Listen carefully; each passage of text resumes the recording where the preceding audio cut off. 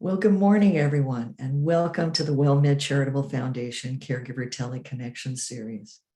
Today, we have Suicide and Aging and What You Need to Know by Dr. Natalee Oliver. And I'm going to let her tell you a little bit about herself and proceed with her presentation. Thank you, Natalee, for joining us. We're so happy to have you. Thank you. Okay, can you see the screen? Certainly can. Okay. Like she said, do not stress about taking notes. You'll have access to all of the resources here. I'm Dr. Natalee Oliver. My doctorate is in social work. I'm a clinical social worker, and I also have the master's in gerontology, which is the study of aging. I put my email here because I'm at McLennan Community College. I'm a professor, and I am happy to answer if you ever want to text or call. Because that's what I really love about being the professional side, is that I can give you an unbiased opinion that have no other intentions except to give you what I believe is the best information. And Natalee's also a caregiver. Yes, my parents moved in with my husband and I about a year and a half ago. My dad is in the middle stages of dementia, and he is 81, and my mom is 79. And so I was telling Evelyn earlier that it's one thing to have the academic background, it's another thing to live it. So definitely practicing what I preach, or at least trying. I show this slide to just tell you my experience so you know where I'm coming from. I've provided individual and group therapy. I've worked in crisis management, suicide management. I've worked with clients with mental health, substance abuse. My experience is working with adults and older adults, and I've worked with mandated and volunteer clients as well. And then you can see the different types of locations I've worked at. What we're going to talk about today, and again, where I'm going to move pretty fast because we have a lot of information, and I want to leave time at the end for questions, but you will definitely have access to all of this. But we want to look at the numbers. We want to look at the risk factors, the warning signs, some protective factors. How do we respond to suicidal ideation? And then what's next, and resources.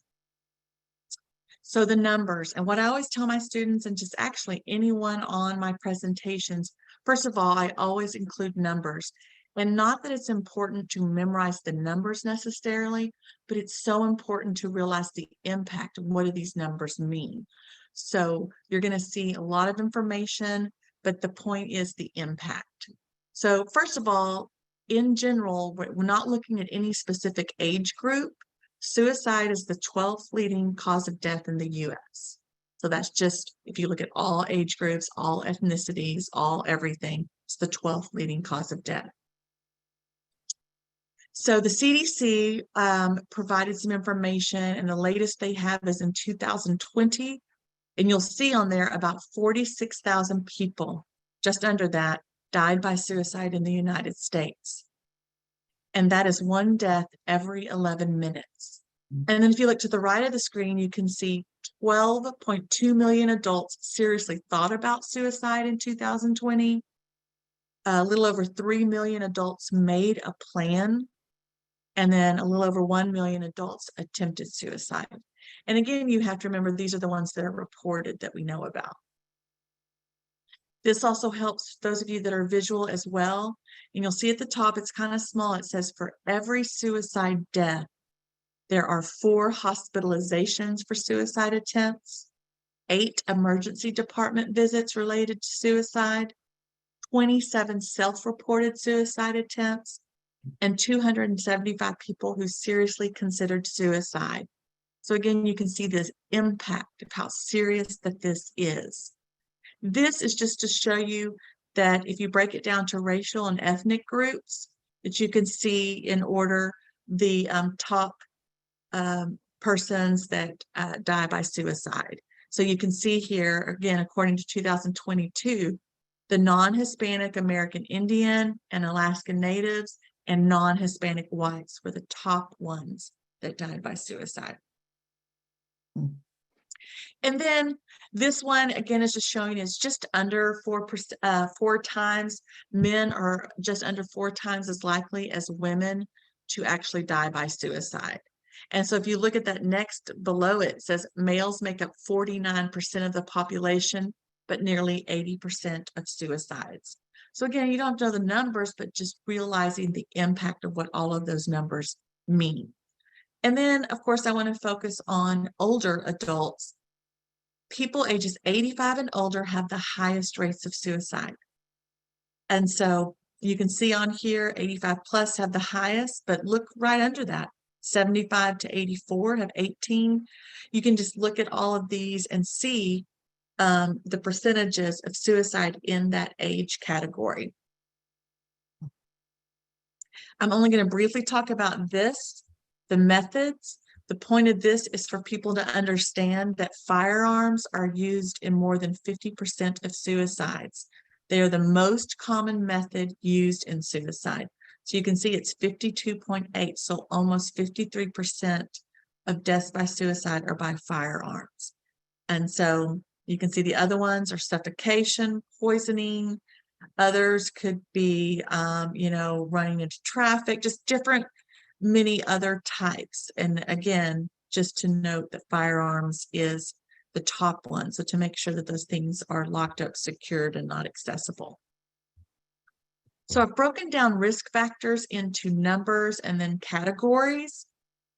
And so a lot of information here, but I know we have people all over the US on here. And so I really just wanted you to see that you can see on here the age-adjusted death rates and that you can see different areas.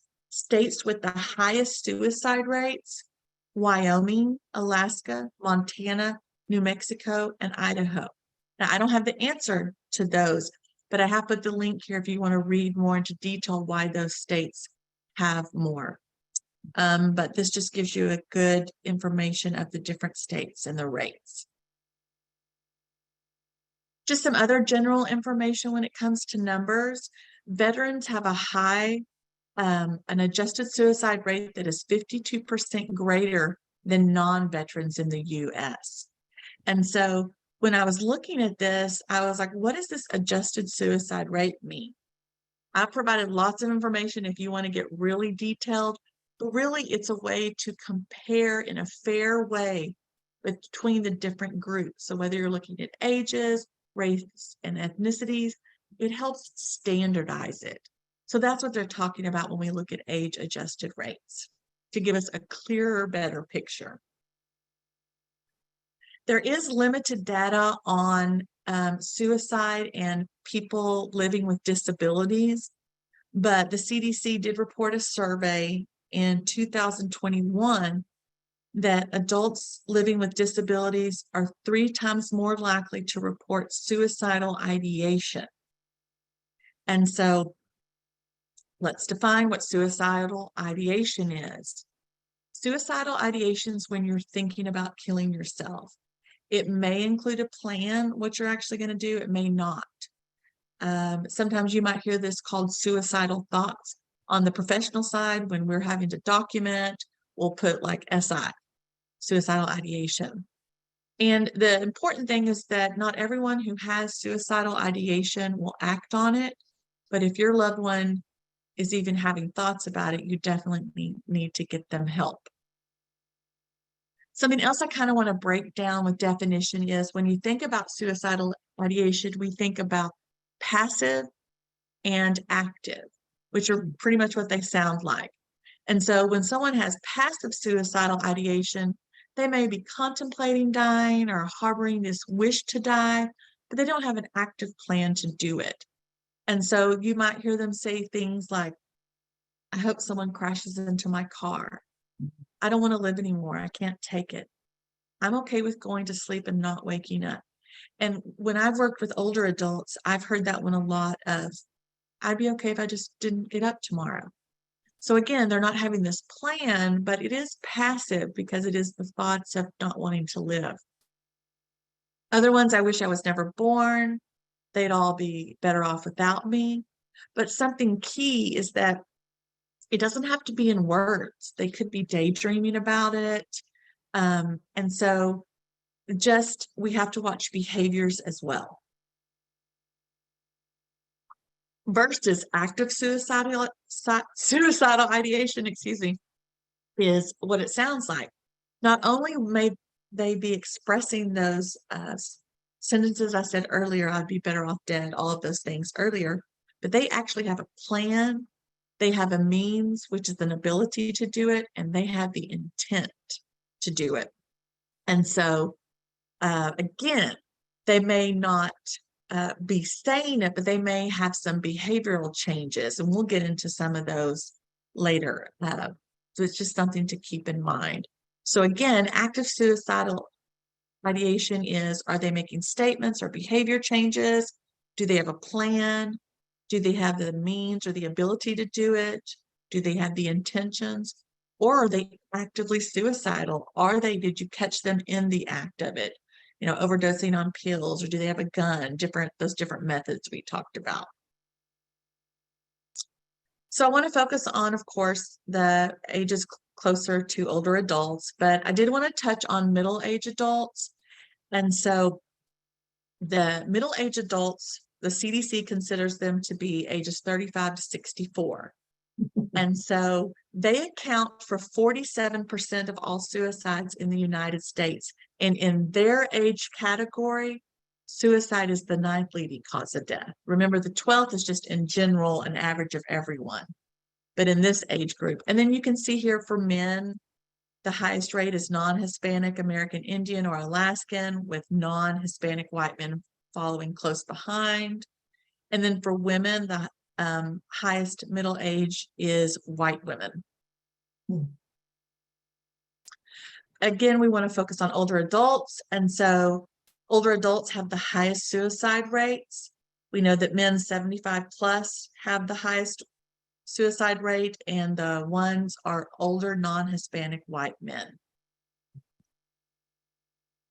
And something to keep in mind when we're talking about suicide in older adults tend to plan suicide more carefully, and they are also more likely to use the more lethal methods like a gun. And so things that they know they have a higher chance of it being successful. Among people who attempt suicide, 1 in 4 older adults will succeed compared to 1 in 200 youths. Wow. And even if an older adult fails a suicide attempt, they're less likely to recover from the effects. Again, if you're thinking of if they're living with other medical conditions, their just recovery can be a lot more challenging. So now I want to talk about risk factors by categories. And so what I mean by that is we're going to break it down to, the first one is individual risk factors. Something that's very important is if someone has had a previous suicide attempt. Again, these are risk factors. It doesn't mean for sure, but it increases the odds. Do they have different mental disorders, particularly the mood disorders? And those can be like major depressive disorder, bipolar disorder, schizophrenia, some of anxiety disorders, and certain personality disorders. When I say personality disorders, I mean like borderline, those different types of personality. Other individual risk factors can be, do they live with a serious illness that causes so much chronic pain? And when we say chronic pain, we mean continued. It's not ending. Are they going through legal problems, criminal problems? Did they recently lose their job? Do they tend to have a more impulsive personality? Those impulsive meaning acting without thinking. Do they do things before thinking? Do they have a prior history of adverse childhood experiences? This is really interesting. If you have time you can Google adverse childhood experiences. It's a huge study talking about, what did you grow up with? Did you grow up in a household where there was violence, substance abuse? Did someone go to jail? And so it really talks about the effects later in life, if things that you've lived with in your childhood. Another key thing individually is if someone has this hopelessness, because a lot of times we think of hopelessness, there's no hope. There's like not able to see the future. Relationship risk factors. If someone's being bullied, and yes, older adults can be bullied. It's not just people in high school and junior high, which is what we tend to talk about a lot in the media. If their family or loved ones have a history of suicide, that can increase risk for it. Loss of relationships, whether they've ended or because of death. If they're in those relationships that just have continual high conflict or violent relationships, and social isolation.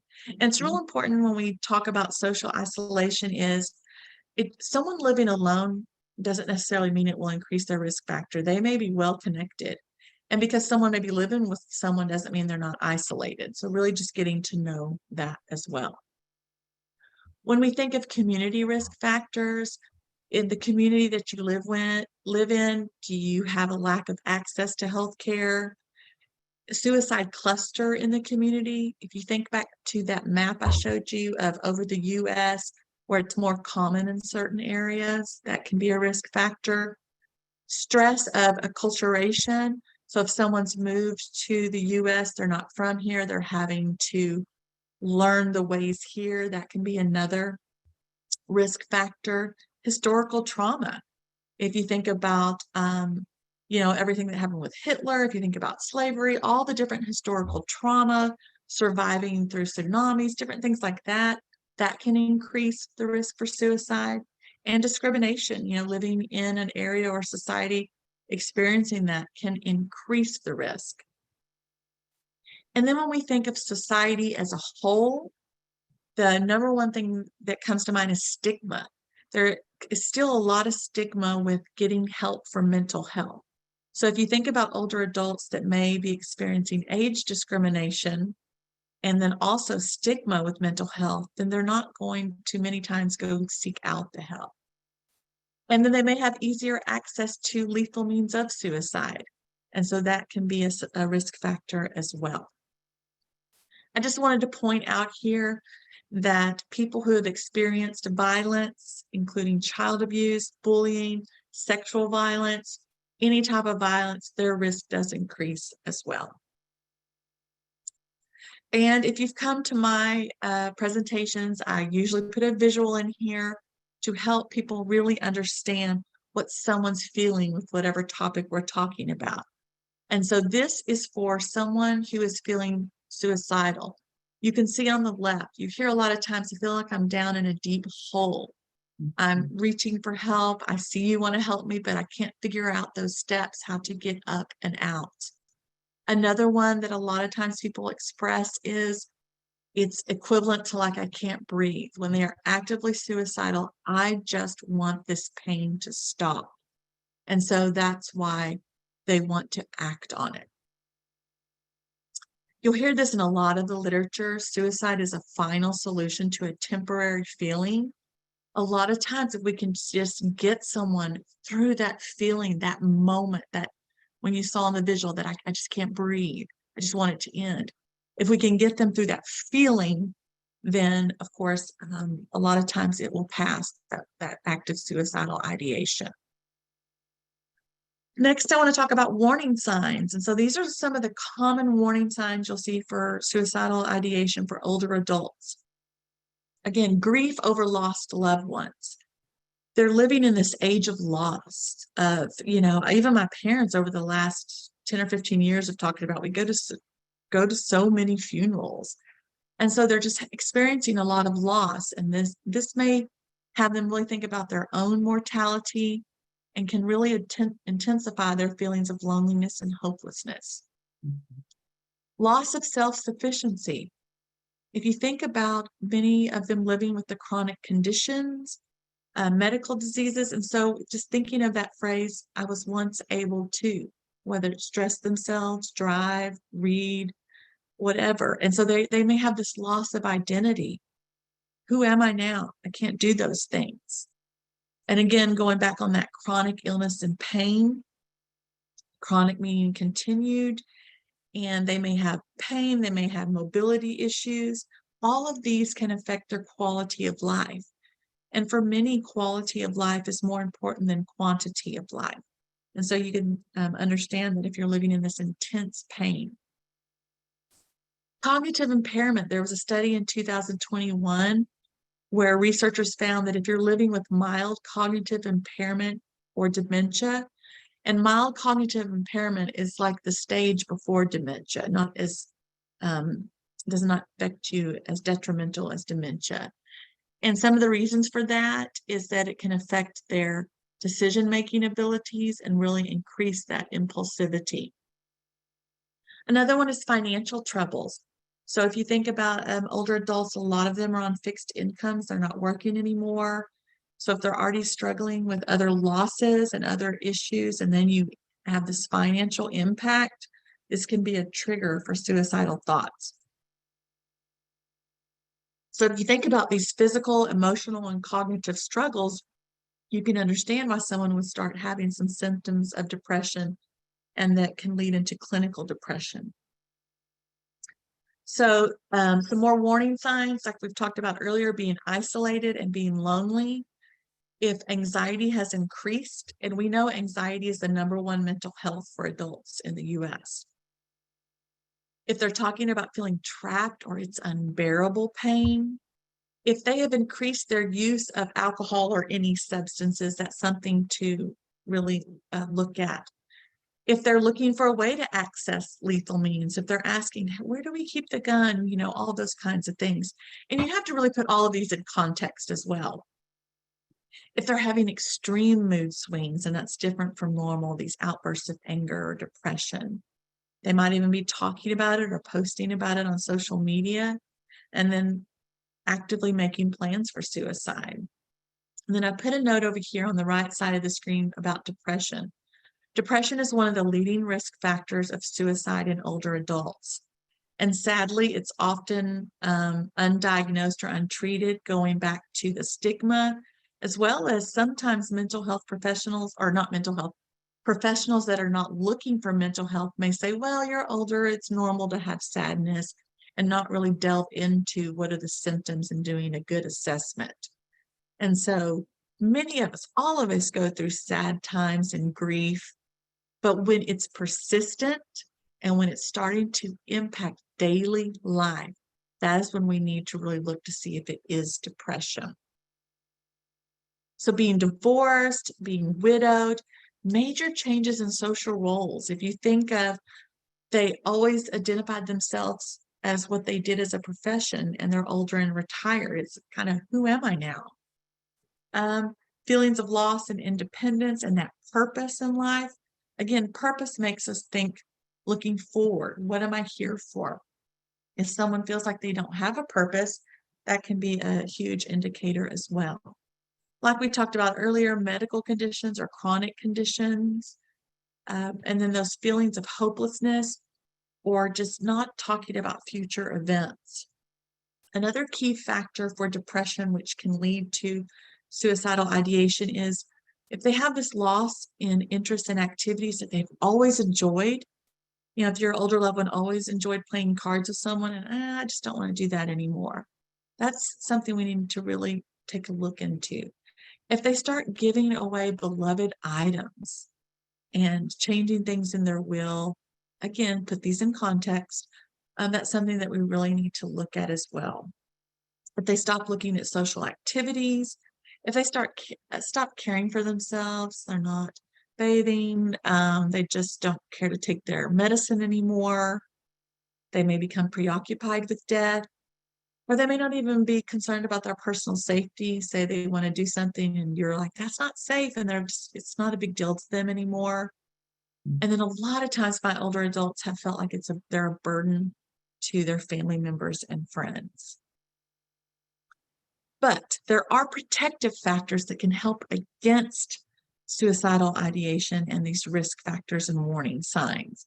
So individually, is the person able to cope effectively? Do they have good problem-solving skills?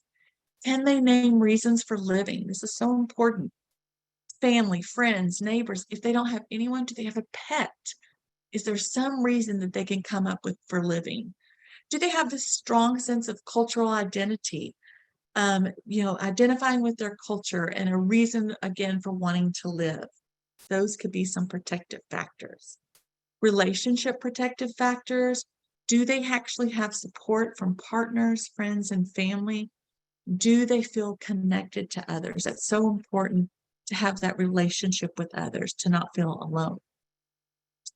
Community protective factors. Do they feel connected to something in the community, social institutions?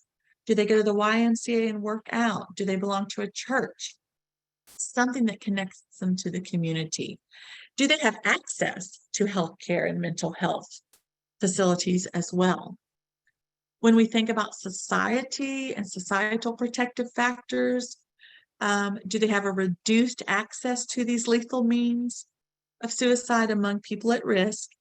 And do they have cultural, religious, or moral objections to suicide? All of those can be protective factors as well. And then I just added this in here. When we are open and non-judgmental when discussing mental health and suicidal ideation, we can help break the stigma. So we really need to not overreact when we're talking to someone about it. So now I want to talk about responding to suicidal ideation. This is a question or a myth that comes up a lot. If I ask someone whether they're thinking about suicide, will it put the idea into their head? No.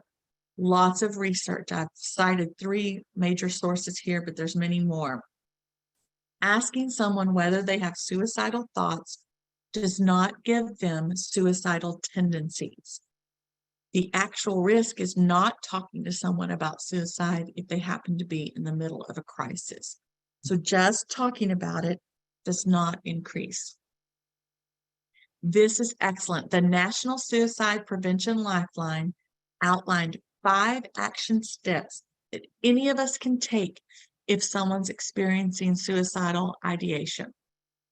Remember, those are suicidal thoughts, whether they're passive or active. So the first thing they say is to ask. Don't be afraid to be direct. Ask questions like, are you thinking about suicide? And if they say yes, how can I help you? We want to initiate this conversation. We want to provide support and, of course, non-judgmental. But you've got to do more than just ask. You have to be ready to listen. Listen carefully to their answers and acknowledge how they're feeling. When we acknowledge how someone's feeling or we validate their feelings, we don't have to agree with it. We're acknowledging that must be really rough for you.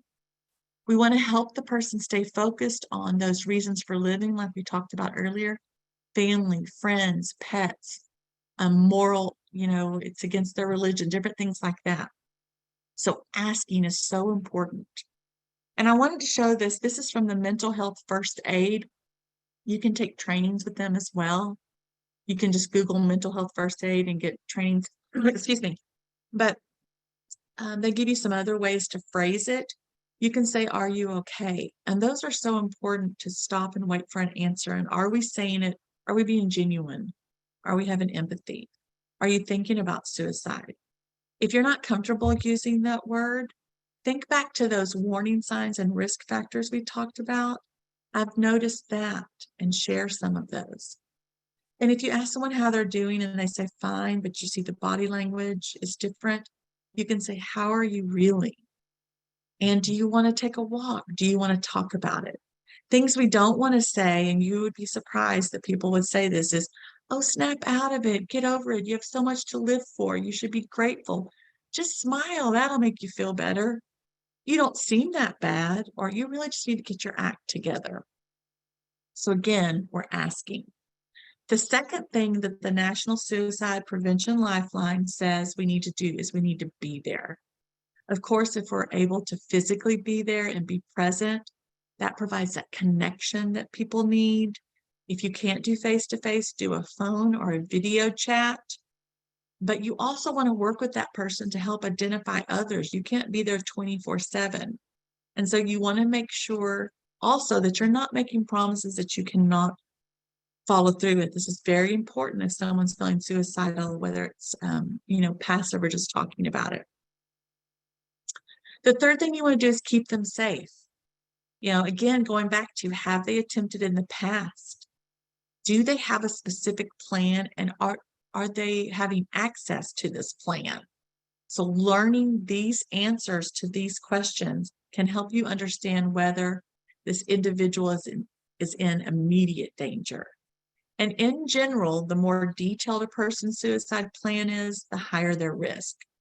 And something else you may not be aware of is what's called 988 Suicide or Crisis Lifeline. So if you're with someone and you don't know what to say and you don't know what to do, you can call 988. You just dial 988. Or if the person's at home and you've talked to them and you're with them and you want them to call, they can call 988. So I want to break this down a little bit. It's a universal dialing code. It was launched in 2022. And this connects people, whether it's the person with suicidal ideation or the caregiver, it directs them to the Suicide and Crisis Lifeline. It provides free, unbiased, and confidential support 24 hours a day, 7 days a week. And that's what we really need to express to them. It's confidential. And so they're talking to counselors who have been trained in this, whether you need to ask them questions, get resources. They're located in 200 crisis centers all over the country, and they are experienced. They know how to respond. So 988, very important. The fourth thing that we need to do, according to the National Suicide Prevention Lifeline, we need to help them be connected to others. So we need to establish support systems currently now, but we also need, do they have that support in the future? We want to make sure they have the resources, that 988 that we talked about. They can actually call it, text it, they can go online and chat, and other resources that are available. We want to find out, are they currently seeing a mental health counselor? And if not, we want to get them help. Another wonderful resource is called SAMHSA. This is Substance Abuse and Mental Health Services Administration. They have a searchable, confidential directory of mental health professionals across the U.S. So I wanted again to point out the options when we're connecting them to services. They can have individual counseling, group counseling. They can have inpatient where they stay overnight in a hospital. They can have outpatient treatment where they're still staying at home, but they go in to have treatment. They definitely, if someone's having these thoughts and feelings, they need to get evaluated. They need a physical evaluation by a physician.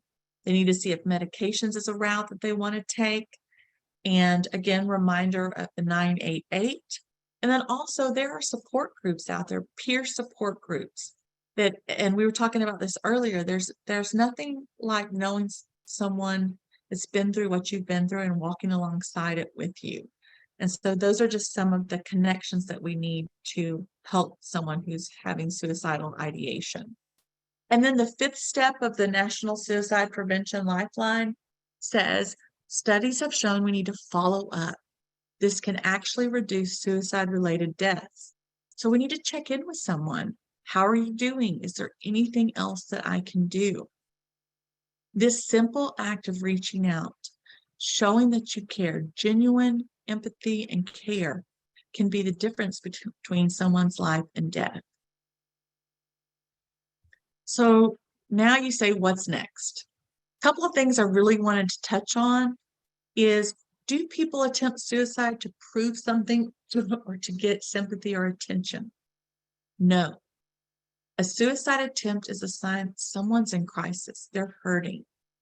And it should always be taken seriously and never ignored. And I know that that can be really hard. I've had clients that have, we might think of it as crying wolf, but you never know when they might actually go through with it. So without intervention and proper treatment, a person who has attempted suicide is a risk for attempting suicide again. Mm-hmm. Why do people attempt suicide when they appear to feel better? This is very interesting. Sometimes a person may be having suicidal thoughts, but they don't have the energy at that time to attempt it, but energy may come later. And so this could contribute to acting on these suicidal feelings. Another theory says that because they have in their mind said, okay, they've given into it, I'm going to follow through with suicide, that this actually relieves some of the anxiety and the pain, and they actually become calmer and may even appear in a better mood preceding the suicide attempt because they've made that decision. But the most important thing we need to take away is Always keep that open dialogue and never assume that those feelings have gone away. Another question people ask, if a person's mind is made up, can they still be stopped? Yes. Never give up on someone who's thinking about suicide, even if they said they're determined, they've made up their mind. Because if you think back to those pictures we were talking about, they're suffering, or that statement, it's a permanent solution to a temporary feeling. They're suffering and they just want that pain to stop. And so if we can find a way to give them hope, kind of change the perspective, that can really help them get through that moment, that feeling. I found this last night and just added this in here. So I may not be able to cover all of these, but you'll have the link. The Mighty is a wonderful website, and it's helping people that have had suicidal ideation or attempted suicide. And they did a study and came up with, these are actually quotes from people that were in the depths of suicidal ideation. And some of the things they said that they want us to understand. So these are quotes. Simply trying to understand and acknowledging the feeling is so important. Another quote, I just need someone to be there, to listen, to not be judgmental. I feel that there are people out there who see suicide as a weakness. Another quote, don't rush to any judgments concerning what I may or may not need or what you think I may need. Just be there. Another quote, remind me I'm not a burden. Remind me how special I make your life by just being in it. Another quote, if I say I'm suicidal, take it seriously. Don't assume I want attention. You don't know how far in the hole I am. So don't leave me in a room alone to wander with my thoughts, even if I request it. If you can't be there physically and you're unsure if anyone can, talk to me and listen over the phone. If anything, encourage me to get outside, walk around, and to focus on hobbies. Try to make that person feel accepted or welcome, and it's okay to be direct. Other quotes, let the professional take care of me. Make sure that a bag of clothes goes into the ambulance with me. Hold me while I cry. Cry with me. Don't just tell me things aren't that bad. Be physically present. That means coming over, staying with me either until the urge passes or until I have an appointment with the therapist or decide to go to the hospital. If I do decide to go to the hospital, come with me. Don't leave me alone during that process. Another quote, remind me the hospital is a viable and safe option. Next quote, please don't tell me how selfish I'm being. In my mind, I'm making things better for everyone else. Next quote, don't try to understand. Don't try to fix my life situations or me. Just love me and listen to me. Just let me know you care. And the last quote I included in today's, which I think there are 24. Keep checking in. I don't want to feel like the needy one who has to keep asking people to hear me out. So I've really tied in those quotes with what the National Suicide Prevention Lifeline outlined. You hear the common themes. Ask me, be there, keep them safe, help them connect to the services they need, and follow up with them. So how can you help? How can older adults protect their mental health? We hear this all the time, and this could be a whole nother training, which is self-care, which there's a lot of research going on and a lot of research that has proven this can help with mental health in general, which we know anxiety is the number one mental health for adults, and depression we know is at the top when it comes to suicidal ideation. So having good self-care, which means getting enough sleep, staying active, being social and having that connection with others, eating right. We know if you're like me, if I miss a meal, I get a little grumpy. We know eating right can really affect someone's mood. And to say it's okay to not be okay. Let's normalize the topic.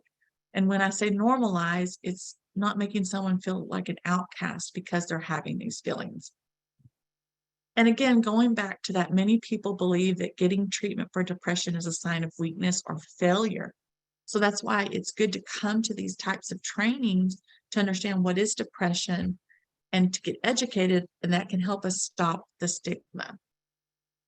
So I also want to go over some resources, and I've put some great websites in here.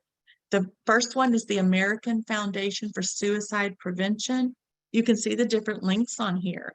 I'm having thoughts of suicide. I've lost someone to suicide. I need to find treatment. I've survived an attempt. I'm worried about someone, and I need a suicide loss support group. So if you go to afsp.org, you can find lots of support and resources there.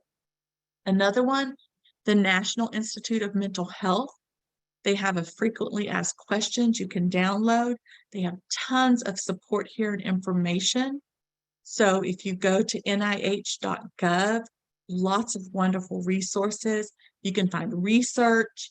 You can see up there, there's clinical trials. You can print brochures and fact sheets, get statistics, all types of wonderful free information to help you with mental health and or suicide information. Lifeline, what we talked about earlier, if you go to 988lifeline.org, you can see here they even break it down to different populations, different groups, and you can see the supports, the education, and just wonderful mental health as well. And I love it. They have for deaf, hard of hearing, they even have it in Spanish. You can just see all the different categories. NAMI is another wonderful resource. It's the National Alliance on Mental Illness. Lots of categories there. You can see research, treatments, different conditions. You can see numbers, warning signs, wonderful resource. And then I mentioned SAMHSA earlier, Substance Abuse and Mental Health Services Administration. So even if they don't have substance abuse, meaning like alcohol or other drugs, they still have a lot of mental health information. So they have a resource here called Older Veteran Behavioral Health Resource. They also have how you can promote emotional health and prevent suicide, a toolkit. And so you can download these free resources. And then I put on here for those living in Texas, here is the Texas State Plan for Suicide Prevention for 2023 through 2028. I put the link in here that you can read, or you can go to texassuicideprevention.org, and they have a toolkit as well. And then you'll see a link on here, tons of publications, things that we didn't have time to go over, but I wanted to make sure you had resource to, fact sheets, definitions, CDC reports, journal articles. You can find data sources, general resources, mental health and coping with stress resources, stress and coping, dealing with stress after a traumatic event. Other resources I put on here, the American Psychological Association, put some best practices, other CDC suicide prevention resources. And then anything in my PowerPoint, if you didn't see the link on it, you'll have a link here. So in summary, we talked about the numbers and the impact of what that means. We talked about risk factors. We talked about the many different warning signs. And then we talked about positive protective factors, things that can help someone from experiencing suicidal ideation. We talked about what's next, those common questions that can occur, and the importance of self-care. You know, one of those was on sleep, which I plan to do a training down the road on sleep. There is so much that ties into mental health and sleep. That's a wonderful topic as well.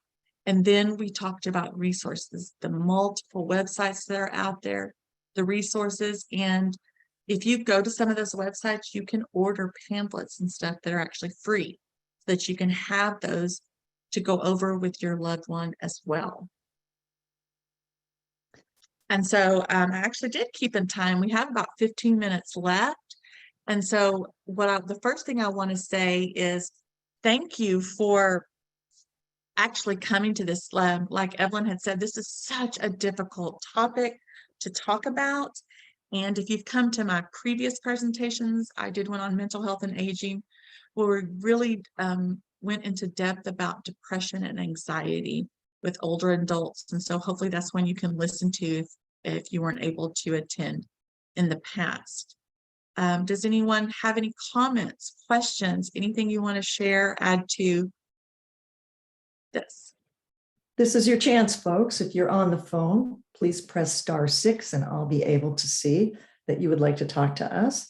And if you're zooming in, you can unmute yourself, or you can chat, go to the chat room, or put your hand up. Love to hear from you. Love to have you join us on this podcast. While you're thinking, I had one question for our presenter. Do you think that the 2020 CDC numbers were skewed because of COVID? Oh, definitely. There is research out there talking about all the isolation. And so, yes, mental health in general, overall, there was a decline in mental health, and specifically older adults as well. Again, back to that isolation, you've read stories, you may have even had a loved one in a nursing facility and not even able to go see them. And even if they were in the process of, on hospice, that not being able to go in. So yes, it is, the numbers did go up during that time. But you can also, and I know the research will come out later for what we are at now, but I know depression and anxiety are still so common. And like I talked about, I've done whole presentations on stigma and how we just don't talk about it.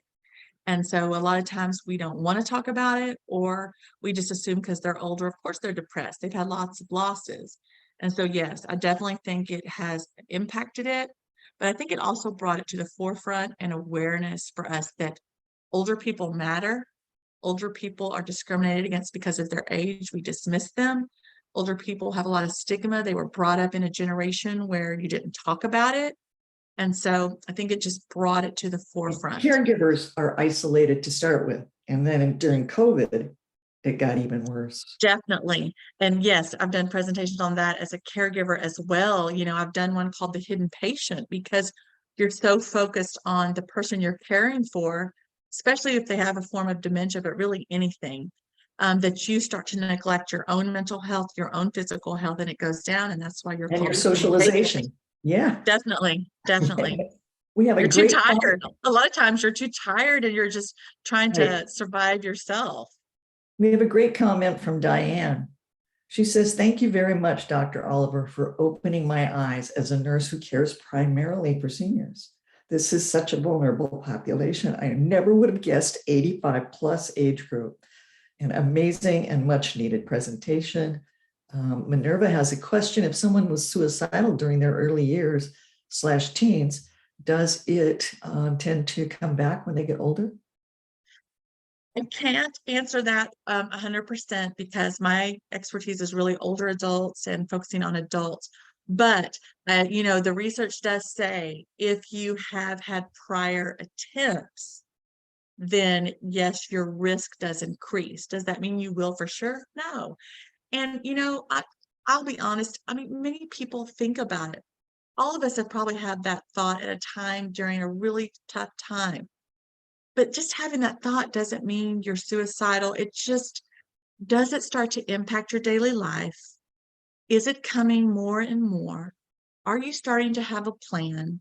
Because I remember back when I was a kid and how dramatic, things seemed when I was 14. Oh my gosh, my life's over because me and my boyfriend are fighting. And so really just, I'm not an expert in under 18. But just like I said, some of the things that can impact when you get older. Anybody, please press *6 if you're on the phone, or unmute yourself. Go to the chat room. I got this website. I would love to call on you by your area code if you're on the phone. Okay, I'm going to clarify. Oh, sorry, Minerva, please go ahead. I was trying to think of more in the sense of, okay, if someone has dementia as they're getting older, but they used to have that tendency when they were younger, that would it come back up for them as they regress in age? Yeah, what a and the disease wonderful progress. question. Yes, I went to a training not too long ago, and one of the things they were talking about is, and I honestly, all these years I've worked with Alzheimer's and dementia, I never thought of this, but if someone living with Alzheimer's, of course, they're regressing, they're going back in age and time, they may re-experience that trauma. They may re-experience those feelings. It may uncover some hidden things that did happen. So yes, if they've had these traumatic experiences, it can definitely come back up when they're reliving some of those things or going back to that stage of life. Excellent question. Thank you for clarifying that. Yes, it can. And if they were sexually assaulted or abused or something back, and maybe they haven't talked about it in 50 years, again, once you have that diagnosis and you're going back in stages, definitely. Good question. Yes. Anything else? Thank you, Minerva. Anybody else? We're waiting for you here. We'd love to hear from you. I have a question or two. Let me just ask you a question. Sure. Natalee. I have been reading a lot, in the journals and, health magazines about the fact that, people who are in the lower socioeconomic class often have much more dire health and health care. And did you find anything in your vast research that spoke to that? I've read in the past that socioeconomic status is definitely can be one of the factors, which kind of ties into that access. What is that access to healthcare? Are they having access?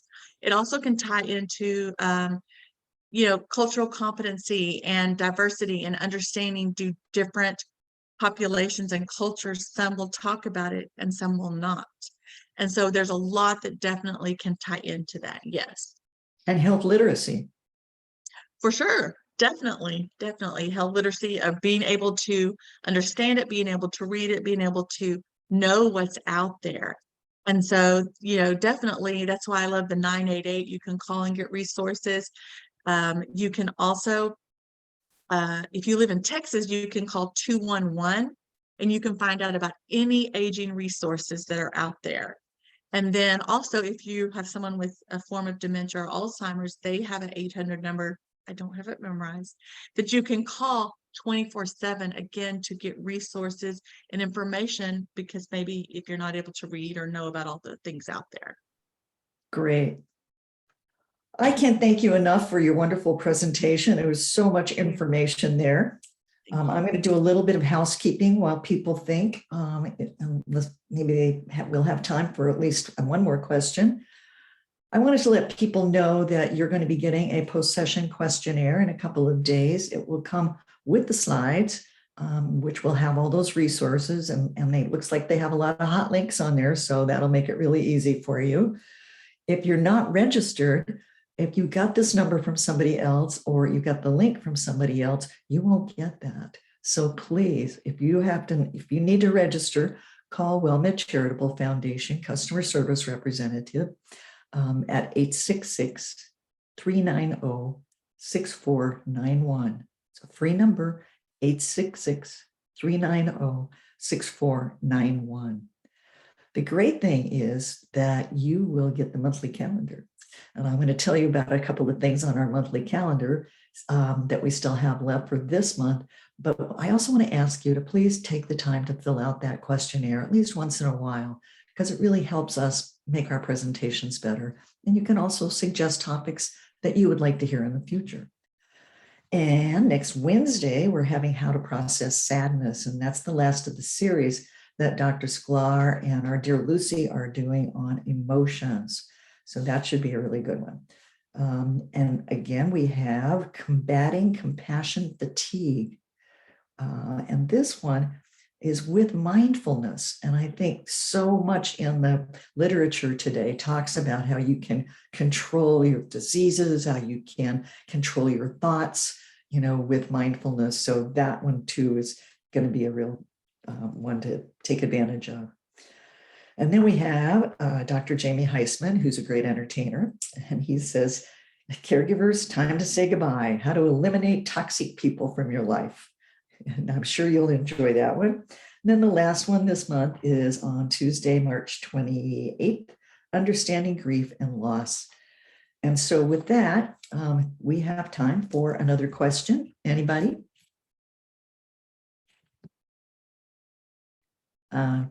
Chat, question, comment? Well, then I would like to just thank everyone for being here today, for your participation, for being willing to listen to this very top subject. I'd like to thank our presenter so much for all the research, the hard work that she put into this, bringing us kind of really up-to-date information. It was fabulous. I learned a whole bunch, and I've done these same sort of presentations, so that, you know, I'm saying something. It's really taught me a lot. I'd also like to thank the WellMed Charitable Foundation, Caregiver Teleconnection, their Stress Busters, their SOS centers. They do so much. Oh, and of course the website, www.caregiverteleconnection.org, where you can listen to as many podcasts as you like and pass out the website to all of your friends. So with that, I am going to say goodbye and stop the recording. And I want to thank you all so much. Thank you. Take care. And you guys have a good day.